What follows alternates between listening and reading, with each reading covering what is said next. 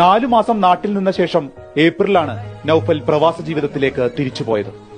പോകാൻ നേരം അവനുണ്ടല്ലോ 7ാം ക്ലാസ്സുകാരൻ നിഹാൽ ഒരു കടലാസ് കൊണ്ടുണ്ടാക്കിയ കവർ ഒട്ടിച്ച് ഭദ്രമാക്കി ബാഗിൽ വെച്ചു.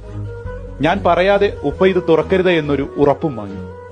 മുണ്ടക്കയ്യെ ഉരുൾ വിഴുങ്ങിയ രാത്രി തന്റെ സ്വർഗത്തെ കൂടി കൊണ്ടുപോകുന്നത് നൌഫൽ മരവിപ്പോടെ അറിഞ്ഞു.